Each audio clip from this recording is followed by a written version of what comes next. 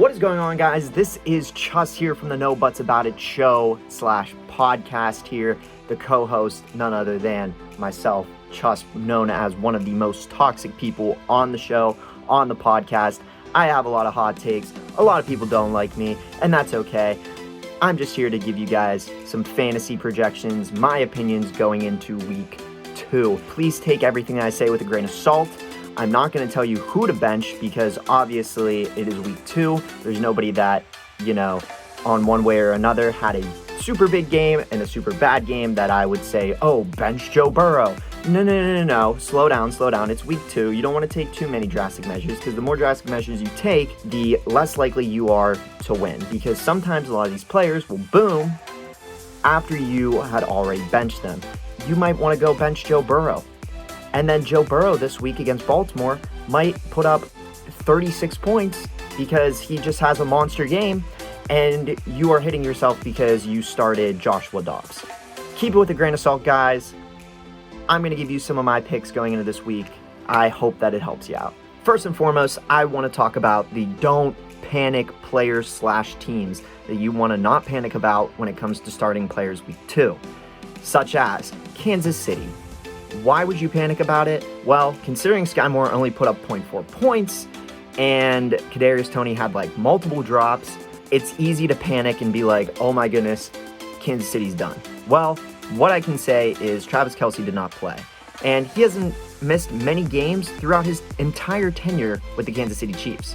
And with Travis Kelce on the up and up to most likely return for week 2, it is without saying to keep those wide receivers still on your radar. Now, if you do have a better wide receiver, such as Jordan Addison, or even a Zay Flowers, or even a Zay Jones, whatever that receiver might be, yes, maybe consider putting somebody else in, because obviously the 3 that I just highlighted had pretty decent games, especially Jordan Addison. So if you can get them, if you have them on your bench, obviously there might be some better wide receivers you can put in, but tread lightly with them and don't panic about Kansas City, guys. It's Kansas City. We know that they're always going to bounce back. And I'm going to highlight lightly on the Cincinnati Bengals as well. Don't panic when it comes to them only putting up 3 points. Joe Burrow's been hurt the last 4 weeks of preseason, or 3 weeks technically. I don't know how you count it now, but over the last 3 weeks, he's been dealing with an injury. He came out week 1 and lost. Joe Burrow, even last year, was dealing with an injury. He came out week 1 and week 2 on losses. So tread lightly. Do not panic about your Cincinnati Bengals players, especially knowing that Jamar Chase and T. Higgins are going to end up booming at some point, especially also Joe Burrow. So I would recommend keeping them in the lineup, even with this going to be a rivalry game with the Baltimore Ravens. Cincinnati does a lot better against Baltimore than they do Cleveland. Don't panic when it comes to the Giants either. They have all of the potential to be on the up and up. An awful game. Obviously, you may want to consider benching Daniel Jones for a more upper tier consistent quarterback such as Sam Howell or somebody else that might be on the waiver wire if you are in a very shallow league. And for quarterbacks such as Jalen Hurts and even Kenny Pickett and some of these quarterbacks that had very minimal showing, I would not panic on them either.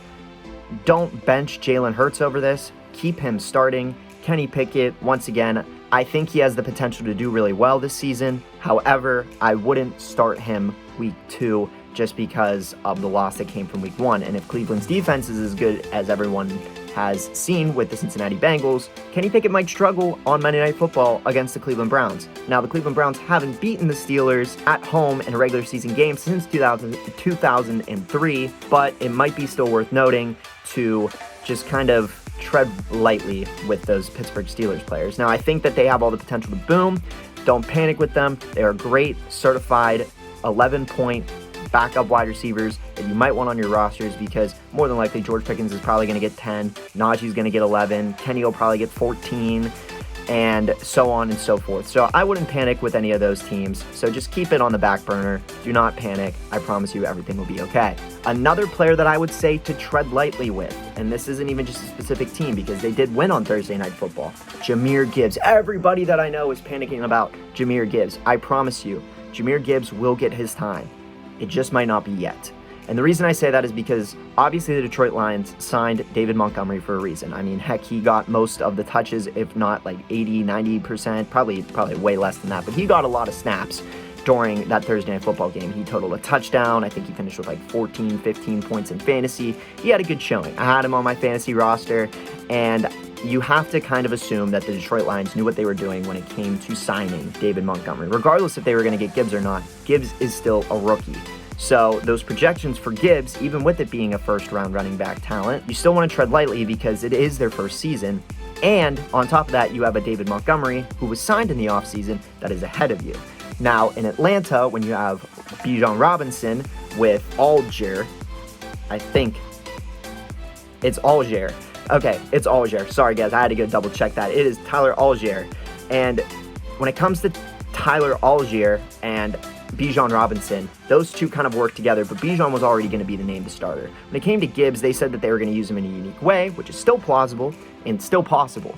So I wouldn't necessarily bench Jahmyr Gibbs if you are in a very deep league, because there is a chance this week he could boom.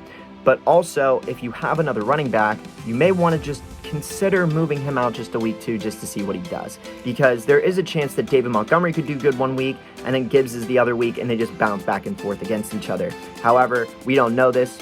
Maybe they're both going to be very consistent when it comes to points.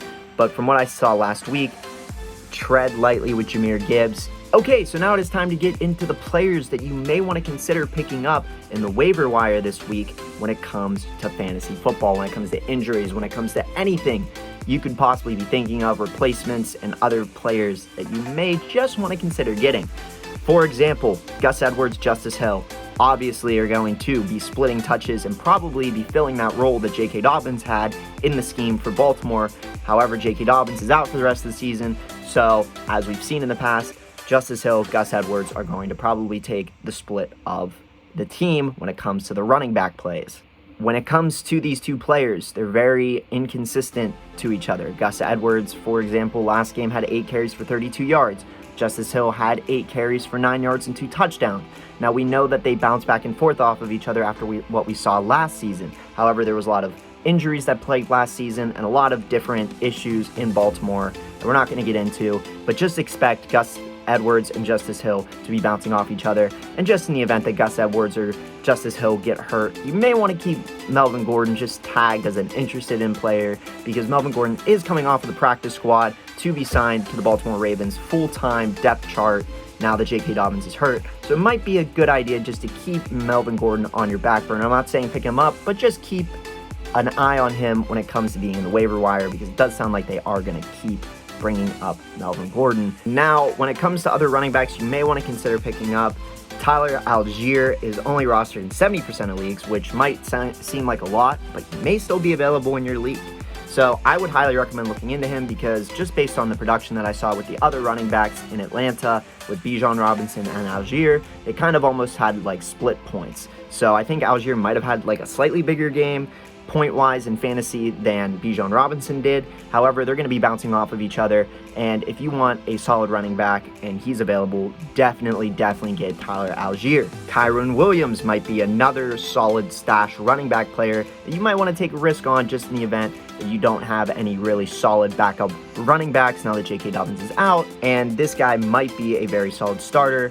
He is only rostered in 37% of leagues, and on top of that, he also had a very big boom game. Now, will he be able to replicate it? Who knows? However, he might be worth stashing in the long run. But when it comes to quarterbacks, now that Aaron Rodgers is out, first and foremost, I would not pick up Zach Wilson. Do not pick up Zach Wilson. Just don't. It's probably going to be too risky, just based on the production we saw last season. He was up and down. Kind of want consistency when it comes to fantasy football. When it comes to fantasy, consistency is very, very important. So, with that said, if you want a consistent quarterback as a backup, or like if you already have your backup in, consider players such as Mac Jones. Consider even a Sam Howell.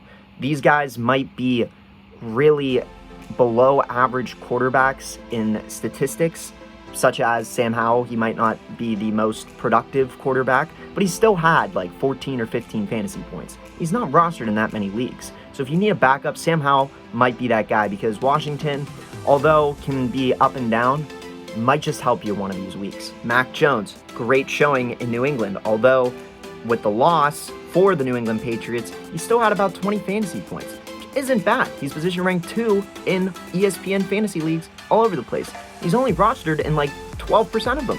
Same thing with Sam Howell. He's only rostered in 10% of them. So it might be worth looking into some of these consistent, 14, 15 point guys just as backups, or in the event that you need or are in desperate need of a quarterback, they might be a really good starting quarterback for you. It might just get you 15, 16 points. That'll just get you enough for the win if your other players are really good and you're just struggling with the Aaron Rodgers quarterback situation, or even nervous about some of these other quarterbacks that might have only put up 10 or 11, such as Kenny Pickett. And when it comes to wide receivers, so much wide receiver depth out in the waiver wire. For example, now these two players are mostly rostered in about 80% or more of leagues, but Zay Flowers, Jordan Addison, you got to start them if your wide receivers are only getting you 7, 8 points. For example, if you have Jordan Addison on your bench and you have Juju as your flex player, you got to bench Juju because Jordan Addison is looking like in game 1, he had 16 points. So you already know that they're going to be utilizing him. Same thing in Baltimore. Flowers is definitely going to be utilized a lot more than just a stash player. You might want to start these guys. These two players are big time players. You just may want to consider starting this week, especially if you have a DJ Moore or a Gabe Davis who is kind of up and down when it comes to points. I guarantee you that these two players are going to get you consistent points. And if they're just sitting on your bench, why let them sit? Let them start. Puka Nacua. I've never even heard of him until today, honestly. I mean, well, now as of ESPN has finally found a photo for him, he wasn't even photographed in the waiver wire. But Puka Nacua is looking like he is going to be the main target for Matt Stafford going into weeks 2, 3, 4, and maybe even 5 and 6, depending on how long Cooper Kupp is out, after having 15 targets, 10 receptions, and 119 yards, averaging about 11.9 yards. So all I'm saying is he is a solid pickup, especially if you just want to get a little bit of a push, because I'm going to tell you what, I think Nacua might just end up being a wide receiver that is just going to shine without Cooper Kupp there. And when Cooper Kupp comes back, who knows? Maybe he ends up as wide receiver 2 or 3. So he's a great stash player. And with all the wide receiver injuries that they've had in the past that have plagued the LA Rams, and if Cooper Kupp gets injured again, hopefully not, from a lot of different fantasy owners, because a lot of people don't want Cooper Kupp getting hurt again, and I hope that it doesn't happen because I do really like Cooper Kupp, Nacua might be a very solid wide receiver pickup to have, especially for the next couple of weeks, because 10 targets, or 15 targets, 10 receptions, pretty solid. Bourne might be another great pickup from New England. I mean, after all, Juju didn't have the same numbers that Bourne did. Bourne might be a solid pickup. Zay Jones also had a great showing in Jacksonville. Might be a solid wide receiver waiver wire pickup. Out of all the wide receivers, I am super high on Puka Nacua. If you can get him, even with 30% of people picking him up this week, he's still available in probably more than half of the leagues. Definitely try to get him as a booster for your roster going into the next couple of weeks without Cooper Kupp. Now, Atwell also had a great showing this week. He also had 119 yards. Now, the thing was, though, is he had less targets. He only had 8 compared to the 15 that Nacua did. So, kind of give or take, both players are probably both going to be very good without Cooper Kupp there for the time being. However, like I said before, Nacua, I promise you, you will not be disappointed, especially considering the fact that literally everybody is talking about him, and I had never even heard of him. Most people have never even heard of him.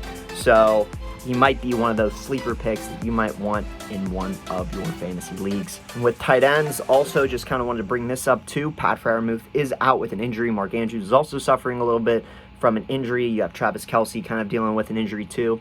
Some tight ends you might want to consider. I mean, for the Steelers, if you're a big diehard Steelers fan, you may consider Darnell Washington. I mean, he is a 6'8" giant that may get a ton of targets when it comes to week 2. Now, we don't know that for sure. We also don't know if Freiermuth is or isn't going to play or how long he's going to be out. But Darnell Washington might get a lot of those snaps. And who knows? Since he's such a big guy and such a tall, lanky, fast tight end, but a great blocker, he may just end up being one of those players that can get you the yardage that you just need with that 8-point average for tight ends. You may just want him. I can't guarantee that Darnell Washington is going to get a lot of points, but he might be worth stashing on your bench. However, there is a tight end that I will recommend, Laporta. I feel like he was available in all of these leagues. for the Detroit Lions. Laporta, I feel like, is going to fill that role that TJ Hawkinson had in Detroit for many years, and I think is going to be time for Laporta to shine. And I know it's Laporta's first year, but hey, give it some time. He might just be that guy. So, may want to roster him, may even want to start him. He had 8 points this first week. Who knows what he could do against some of these other teams. And I ain't going to talk about kickers. I feel like you can figure out kickers for yourself because, Jake Elliott had 18 points this week, but he might have 6 next week. So, kickers are really inconsistent, but nonetheless, there's always a lot of good kickers on waiver wire if you really need a kicker, but most of you are probably just going to stick with your own kickers for now, so I'm just going to skip that. Now, defenses are kind of hard to predict, just because of the nature of a defense. Now, some offenses will boom against this specific defense, even though this defense is known to be very, very good. Whereas other games, you expect the defense to do poorly, and they end up actually doing very, very well. So, Dallas Cowboys had 35 points this week. Will they replicate that next week? More than likely not. It was a one-off thing. So, I understand the defense struggles, and some people don't even keep the same defenses every single week, and they trade off. And that's where I'm going to help you if you're one of those guys, or you're afraid that your team is projected 4.4 defensive points, and you're just afraid that they're going to get -2 or something random like that. Now, on the waiver wire, in a lot of my leagues, the Cleveland Browns are projected 7.8 points against the Pittsburgh Steelers this week. Do not fall for it. A lot of times when these projections are so high, they always disappoint. So do not take that reach and take that leap of faith with the Cleveland Browns. Yes, they had a great showing against Cincinnati, but as I've already highlighted before, Joe Burrow's been hurt, and the Cincinnati Bengals, especially Joe Burrow, struggle against Cleveland. Pittsburgh, on the other hand, does not struggle against Cleveland at home. In fact, over the last 20 years, at home, the Steelers are undefeated, minus AFC wildcard game in 2020, I believe, or 2021, or that year that the Steelers went like 13-0 or whatever, that year. Now, I'm just basing this off of regular season home games. They haven't won, them being Cleveland Browns, they have not won a game in Pittsburgh during the regular season since 2003. So would I take this risk? Absolutely not. Do not bank on the Cleveland Browns. Same thing with the New York Giants. I would not trust the New York Giants after only getting 1 fantasy point last week and allowing 34 points. So, in my honest opinion, do not trust those top 2. When it comes to defenses I want to highlight Tampa Bay Buccaneers, the Houston Texans, and the Indianapolis Colts. Houston and Indianapolis do play each other this week, so it's kind of a toss-up on which one you want to pick, but hear me out. I'll talk to you why I could see you starting either or. Both teams had solid showings week 1. Indianapolis had 11 points against a really good Jacksonville Jaguars team. Granted, Indianapolis was at home. However, they did do really well against Trevor Lawrence in that offense. Same thing with the Houston Texans. Although that they lost in Baltimore, they still put up 10 fantasy points. And now Houston's going home against the Indianapolis Colts, where these two defenses have played pretty good teams and have done pretty well defensively. It's kind of a toss-up on which one you want to pick. I wouldn't say either way because both have rookie quarterbacks. Both are rebuilding their teams. So either or, you could pick one or the other, and one might have a better showing. You might want to lean more towards Houston just because they're home, or you might want to lean more towards Indianapolis as being the underdog and having a little bit more points against the Jacksonville Jaguars. However, either or, those 3 I would say are very solid defensive picks. If you're trying to find a new defense, you're afraid your defense is only going to put up like 2 points this week, or maybe you're just one of those people that likes to cycle through defenses every single week, which I know a lot of people are like that. I don't personally do it. I'm rolling with the New England Patriots defense, but who knows? I'm not the greatest fantasy expert, but I am a guy that likes fantasy football just as much as the next guy. So we touched on a lot of different topics here, from quarterbacks, running backs, wide receivers, tight ends, and flex players, as well as defensive players, kickers, and maybe even players you might want to stash on your bench. Listen, just please don't kill me in the comments. I know some of my takes are hot, but listen, I'm just trying to help you out, and these are just what I've seen based on production and whatnot. These players are definitely players you want to highlight, and maybe even players you might want to stash or pick up in the waiver wire. And remember, this is my first go at fantasy football analysis. I'm no Barry or anybody that you might be looking at fantasypro.com or anybody like that, but I can tell you I'm just looking off of what I've seen, my predictions, and not only that, but I'm just trying to help you out because I love fantasy football more than the next guy, because I'm in 5 fantasy leagues, and 4 of which are for money. So I love fantasy football, and I'm always looking at the next player that I possibly can get that can make me win the next game and get me that money. If you like this video, please leave a like. I mean, that's why they call it a like. Give me a comment if you have any questions, comments, or concerns based on the players that I have, or any other insight, or any players that I may have missed. Please leave me a comment. If you want to trash me and tell me I'm toxic for some of these picks that I've made, feel free. I may not respond, but maybe Josh will, which is the guy that runs this whole thing, runs the whole operation, yeah? But nonetheless, make sure to give it a like, give us a subscribe, go and look at all the other videos. We post podcasts almost 3 days a week. We post a lot of videos, a lot of content. We're always trying to keep everybody up to date with what's going on in fantasy and what's going on just in the NFL world with news and players and injuries and just our predictions for the game. So it might be worth checking out the podcast, as well as a lot of other episodes of different sporting related NFL content that you could ever imagine. We also have merch in the comments section. It goes a long way. You know, we only got 30 subscribers and we're trying to be on the come up here. So if you could support us from all over the world, all over the country, that'd be great. You know, we've got a couple different options, and I know Josh is cooking up some other stuff in the kitchen. So definitely go check out our merch bar. You can tweet at me at CTLens611 on X, which is because it's not Twitter anymore. You can follow the Instagram account for the show on No Butts Show. You can also email us at bullmoosepodcast2@gmail.com. All of that will be in the description. Once again, if you have any questions, comments, concerns, you can email the account, or you can place a comment right underneath it. I'd love to hear what you guys think of my picks and my takes and whatnot. And yeah, if you like this content and stuff like that, we'll just keep pumping it out over the next 16, 17 weeks or so. So get excited, guys. It's fantasy football. Let's go!